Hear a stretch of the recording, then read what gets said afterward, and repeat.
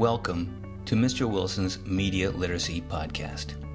In our last podcast, we discussed the meaning of the word media and the term media literacy. Today, we will talk about the first core concept of media literacy. There are 6 core concepts in total, and we will focus on each one with an individual podcast. But before I begin, let's take a look at and define the term core concept itself. A core is the center of something. We probably all know what an apple core is. It's the center of the apple, the part you don't eat. If someone wants to get at the core of an idea, they want to get to the essence of it, the most important part. And concept is just a fancier word for idea. So the core concepts of something are the most important ideas. The 6 core concepts of media literacy are the 6 most important ideas to know about it. If you are a student in Mr. Wilson's class, the first thing you will write in your journal or blog entry is the first core concept, which is this: all media messages are constructed. In other words, every single piece of media you encounter was made by people who almost always put a lot of thought and time and often money into making it. Again, the core concept is all media messages are constructed. Almost all media are very carefully crafted, and no part of it is accidental. Think of a logo. When a company is deciding on a logo, they don't simply take a piece of clay and say, "Let's throw it at the wall, and whatever kind of shape it makes, there's our logo." No, even a simple thing like a logo is carefully designed and takes a lot of time, thought, and money. They don't throw the clay at the wall, they shape it, they craft it, they manipulate it. Which brings us to our words of the day: manipulate and media manipulation. What does manipulate mean? To manipulate is a verb meaning to control. We can manipulate an object, bending, folding, or shaping it to our designs. But we can also try to manipulate a person through persuasion, coercion, trickery, or other means. Manipulation is the noun form of the word.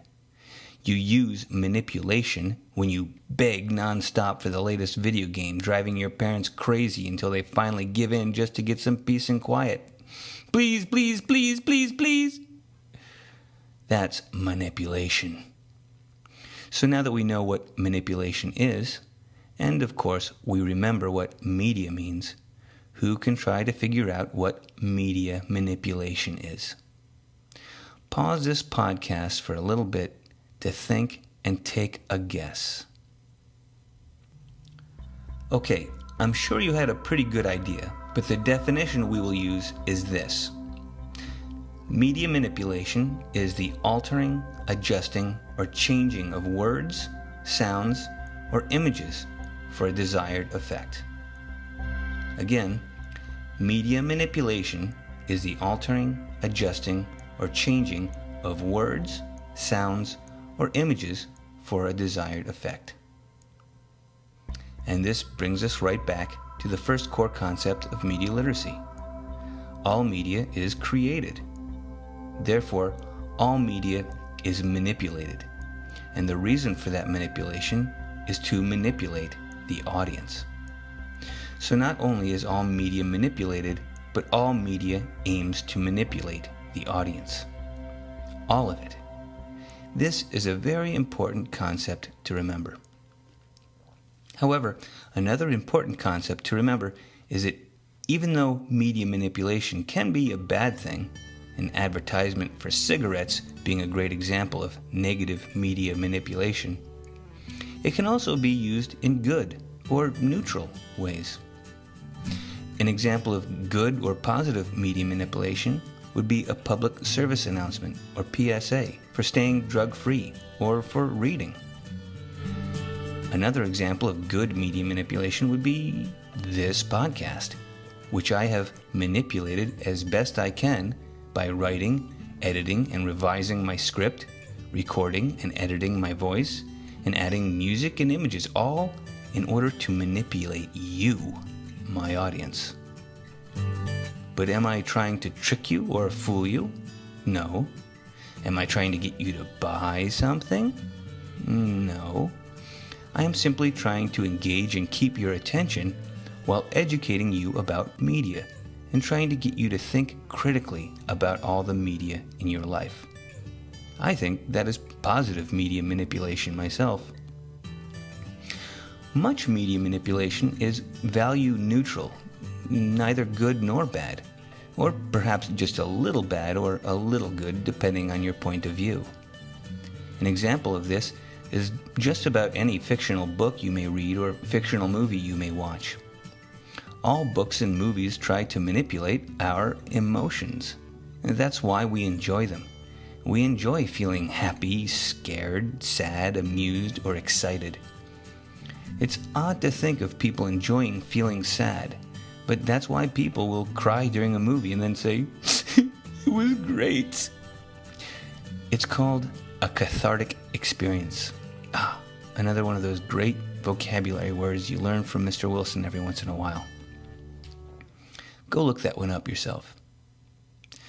So here's another way of stating the first core concept of media literacy, which you will also write in your entries.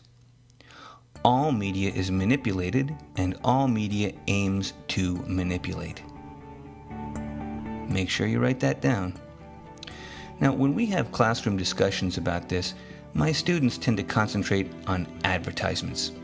And it's true, advertisements are very obviously manipulated with the product, whether it's a canned ham or a political candidate, looking and sounding as good as it can possibly be made to look and sound. And it obviously aims to manipulate the audience. Buy this ham, or vote for this guy.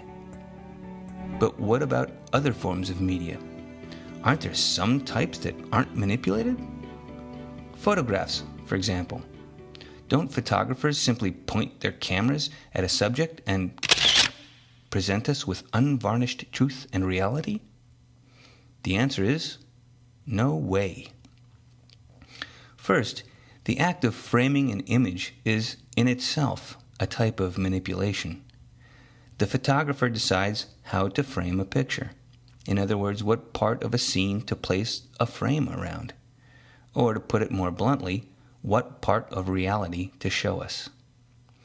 If a photojournalist covers a protest downtown where most people march peacefully, but a small minority break windows and set fires, what images do you think the photographer will want to capture the most? And what images will her editors decide to run in the newspaper or magazine?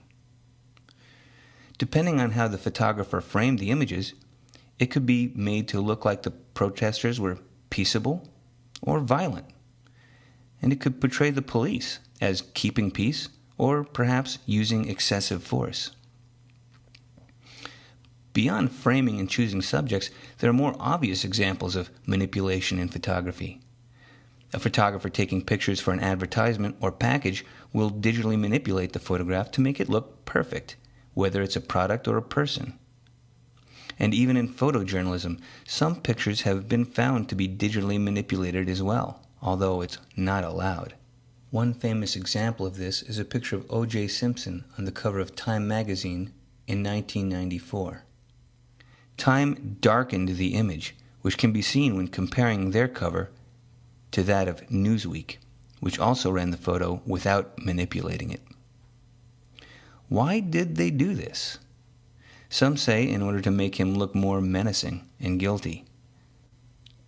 The bottom line is, it's dishonest, and it was done to sell magazines. So, are all pictures digitally manipulated? No. Most pictures in the news are not, though some are. But if all photographs are manipulated, are all pictures really lies? No. The point here is that, as with all media, photographs are created, and created for a reason. We should always look critically at all media. which does not mean that we should think all media is full of lies or is bad. I love media. I love creating media like this.